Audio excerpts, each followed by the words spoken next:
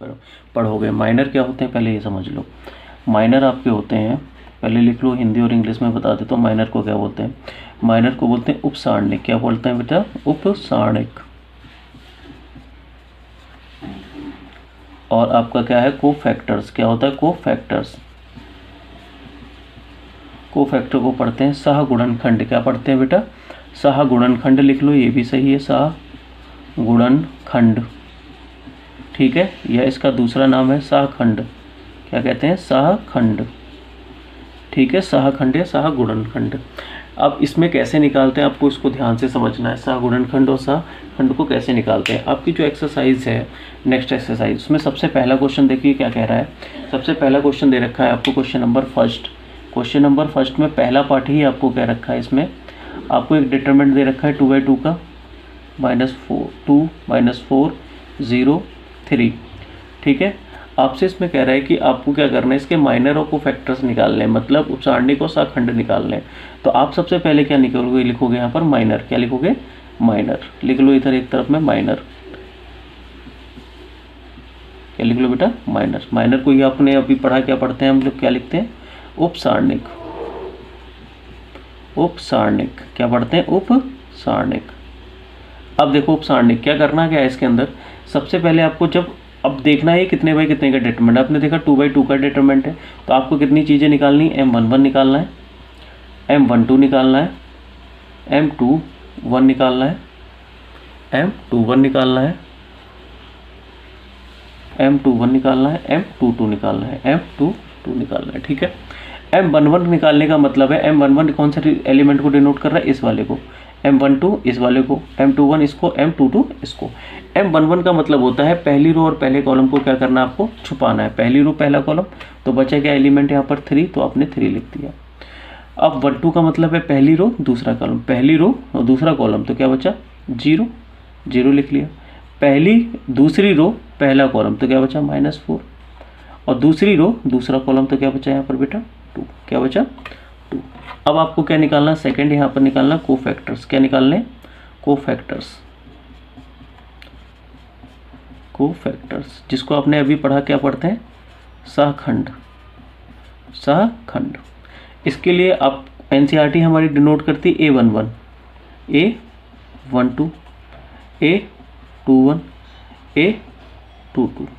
अब मैं यहाँ पर एक आपको रिलेशन बनाता हूँ, relation between minor and cofactor. आपको फॉर्मूला याद रखना है।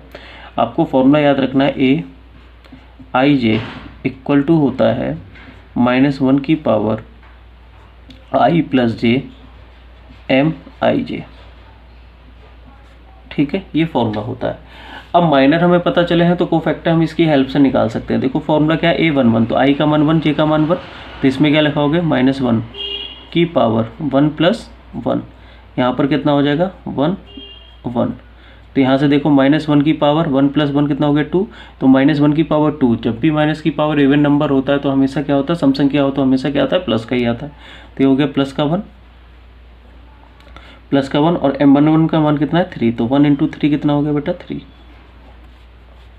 M12 तो -1 की पावर 1 + 2 M12। 1 और 2 कितना ऑड नंबर है? ऑड नंबर है तो माइनस चिन्ह आएगा बाहर। 12 का मान कितना है? 0। तो 0 पे कोई सिंबल्स नहीं होता, इसलिए 0 लिख दिया। 21 में -1 की पावर 2 + 1 हो गया, M21 हो गया। अब भी ऑड नंबर 2 और 1 ऑड ही होता है, तो माइनस कितना हो गया? माइनस का 1 × M21 का मान कितना? माइनस का 4। तो कितना आ गया बेटा? ओवरऑल 4। M21 के लिए -1 की पावर 2 + 2 M22। तो कितना आ गया बेटा? 2 और 2 4 इवन नंबर होता है, तो यहाँ पर 1 ही आया, और यहाँ पर कितना है? 2। तो कितना आ गया बेटा? 2। तो आपके माइनर्स भी निकल आया और कोफैक्टर भी निकल आया। क्या आपको प्रोसेस समझ में आया? चलिए इसका सेकंड पार्ट आप अपने आप कर लेना है। इसके बाद सेकंड का 3/3 के लिए बताता हूँ मैं। 3/3 के लिए निकालोगे तो यहाँ पर ध्यान से देखो, माइनर कोफैक्टर्स तो वही रहेंगे। अब आपके लिए क्या करना है, यहाँ पर आपका जो क्वेश्चन है वो चेंज हो गया। सेकंड वाला क्वेश्चन क्या है आपका? सेकंड क्वेश्चन में आपको दे रखा है क्वेश्चन नंबर सेकंड का सेकंड पार्ट बता देता हूँ। सेकंड पार्ट में लिखा है यहाँ पर 1 3 0 0 5 1 4 -1 और 2 ये दे रखा है। ठीक है, अब आपसे क्या कह रहा है? इसके माइनर और कोफैक्टर्स निकालने हैं आपको, माइनर और कोफैक्टर। अब 3/3 का है तो आपको कितने एलिमेंट निकालने, M11, M12, M13, M21, M22, M23, M31, M32, M33। ठीक है, अब देखो कैसे निकालना है। M11 के लिए पहली रो और पहला जो यहाँ पर लिखा होता है आपको उसी को क्या छुपाना है, पहली रो और पहला कॉलम छुपा लिया। जो आपके डिटरमिनेंट यहाँ बचा उसको लिख लेता, आपने बचा 5, 1, -1 और 2। ठीक है, ये लिख लिया आपने। ऐसे 2, 1 के लिए निकालोगे 2, 1, तो पहली रो दूसरा कॉलम छुपाओ, पहली रो दूसरा कॉलम छुपाया, ये है ना पहली रो दूसरा कॉलम, तो यहाँ पर बचा 3, 0, -1, 2, 3, 0, -1, 2। ठीक है, इसको थोड़ा दूर रख देता हूँ, यहाँ पर ज़्यादा स्पेस कम है। तो अब क्या निकालना है, M13 पहली रो तीसरा कॉलम, पहली रो तीसरा कॉलम, तो आपका क्या बचा यहाँ पर 3, 0, 5, 1। फिर दूसरी रो पहला कॉलम, दूसरी रो पहला कॉलम, तो क्या बचेगा बेटा 0, 1, 4, 2।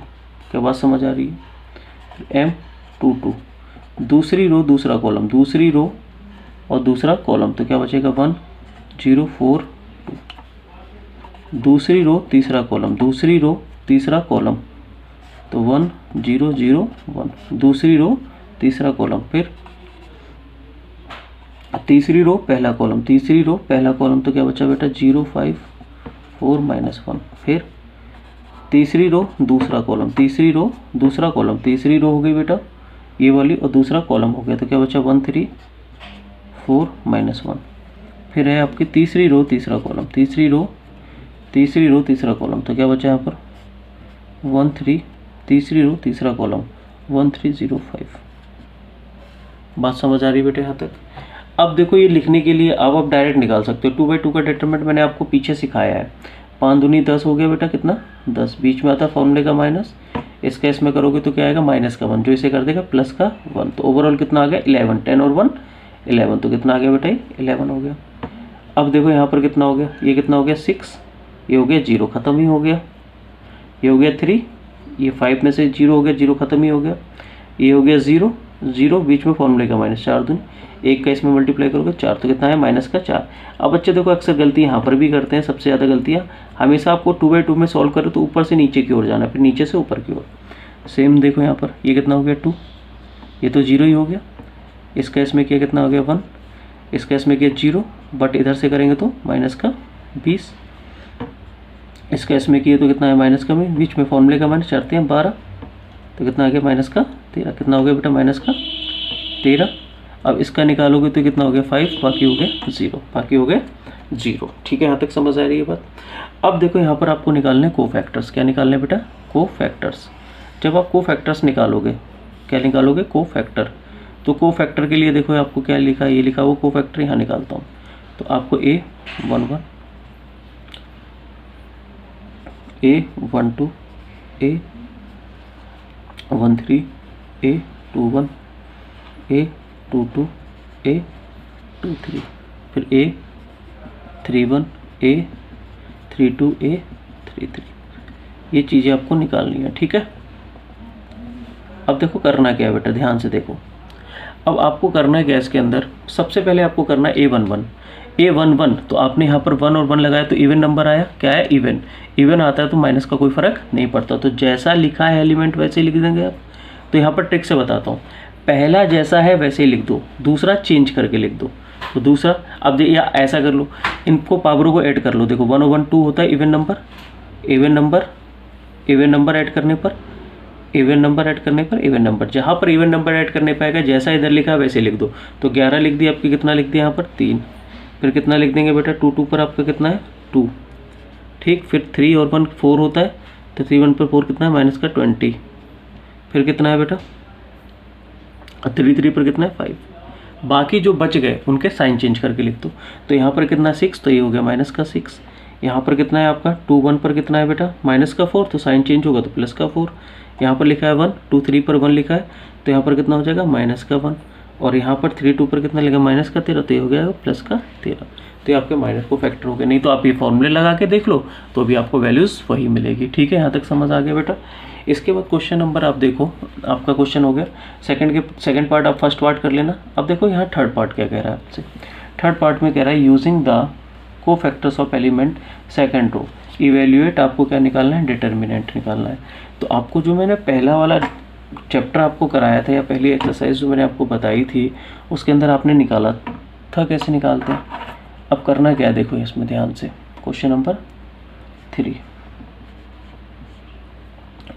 अब आपको पास एक डिटर्मिनेंट दे रखा है, सारणिक दे रखा है 5 3 8 2 0 1 1 2 3।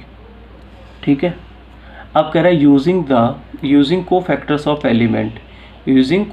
Element of second row.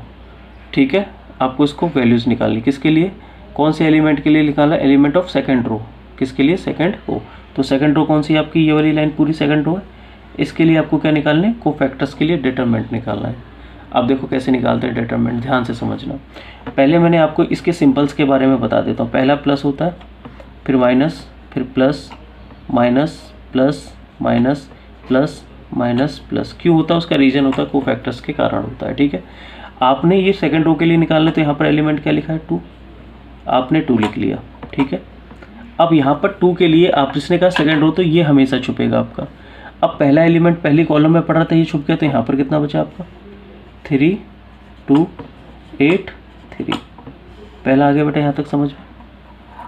ठीक है, अब देखो ध्यान से करना क्या है। अब 0 के लिए लिखना है, तो 0 के लिए कोई औचित्य नहीं, 0 पे सिंपल्स कहता होता है, लिख लेता हूँ चलो, प्लस होता है तो 0। ये तो ऑलवेज छुपना है, अब सेकंड वाली लाइन छुप जाएगी, तो यहाँ पर क्या बचेगा 5 1 8 3। फिर क्या है, प्लस का -1 रखता है लास्ट वाला, तो माइनस। अब की ये वाली छुप जाएगी, तो क्या बचेगा 5 1 3 2। ठीक है, यूजिंग कोफैक्टर। अब ये आपने जो बनाए हैं कोफैक्टर्स है, जो मैंने सिंबल्स बताए बेटा ये इन्हीं के कारण से लगाए। देखो यहाँ पर जो एलिमेंट की पोजीशन आएगी वो क्या आएगी, दूसरी रो पहला कॉलम, तो 2 और 1 कितना होता है 3, इसलिए नेगेटिव है। यहाँ पर क्या आएगा आपका, दूसरी रो दूसरा कॉलम इवन है इसलिए प्लस आया ये, और ये नेगेटिव। ये इसी के सिंबल्स कोफैक्टर के रीजन से निकालते हैं। अब 2/2 का डिटरमिनेंट आप जानते हो कैसे सॉल्व करते हैं। 3 3 9 हो गया बेटा, 9 - 8 दूनी 16 हो गया। 0 से करते ख़त्म ही हो जाता है, करने की ज़रूरत ही नहीं। -1 5 दूनी 10 और 3। सॉल्व करो, 9 16 में से 9 गया तो कितना बचा बेटा 7, माइनस का 7, तो इसमें मल्टीप्लाई कर दोगे तो प्लस का 14, माइनस 10 में से 1 गया तो कितना, 10 में से 3 गया तो 7, 7 का मल्टीप्लाई इसमें करोगे तो माइनस का 7 ही हो गया। तो ओवरऑल कितना आ गया बेटा 7, कितना आ गया 7। एक बार इसका आंसर चेक कर लो कितना आ रहा है, इसका आंसर चेक कर लो 10.4 का है आपका क्वेश्चन नंबर 3। देखो 7 ही आ रहा है बेटा। ठीक है, फिर आप इसका नेक्स्ट वाला कर लेना कि लिखा है using the cofactor of element third column, तो आपको थर्ड कॉलम के एलिमेंटों को लिख लेना बाहर। तो यहाँ पर प्लस माइनस प्लस, तो थर्ड कॉलम तो हमेशा छुपेगा ही, पहला दूसरा तीसरा, ये लाइन वेरी करेगी आपकी, और उसको भी निकाल लेना, आपका आ जाएगा वो आंसर। ठीक है, अब इसके बाद क्वेश्चन नंबर जो 5 कह रहा है, देखो कह रहा है डेल इक्वल टू दे रखा है यूजिंग AIJ कोफैक्टर और AIJ देन द डिटरमिनेंट वेज वैल्यू। आप जानते हो कि आप जो एलिमेंट लेते हो हमेशा उसी का क्या लिखा जाता है, कोफैक्टर। जैसे मैंने सपोज करो ये एलिमेंट लिया 5, तो ये क्या है A11 पर है, तो इसका कोफैक्टर भी क्या आएगा बेटा यहाँ पर A11 ही आएगा। तो ये दोनों सेम होंगे तभी इसका डिटरमिनेंट निकल सकता है, वरना इसका डिटरमिनेंट नहीं निकल सकता है। तो आपका जो 5वां क्वेश्चन दे रखा है, इस क्वेश्चन में कौन सा हो जाएगा जिसमें सेम बातें लिखी हूँ दोनों पर। तो कौन से ऑप्शन में लिखी है बेटा सेम, बी वाले ऑप्शन में। किसमें, बी वाले में। तो कौन सा ऑप्शन आपका करेक्ट हो जाएगा, आपका ऑप्शन नंबर बी करेक्ट हो जाएगा। नहीं देखो बी में नहीं है बेटा, बी में 1 2 है, सेकंड वाले में 2 1 है, बी वाला नहीं होगा, 1 1 है 2 1 है 2 1 है, तो 3 1 है। तो आपका कौन सा ऑप्शन हो जाएगा, डी वाला। कौन सा ऑप्शन नंबर कौन सा सही है बेटा, डी वाला। कौन सा ऑप्शन सही है, डी वाला। ठीक है, तो आपकी ये एक्सरसाइज भी फिनिश हो गई। अब मिलते हैं नेक्स्ट एक्सरसाइज में।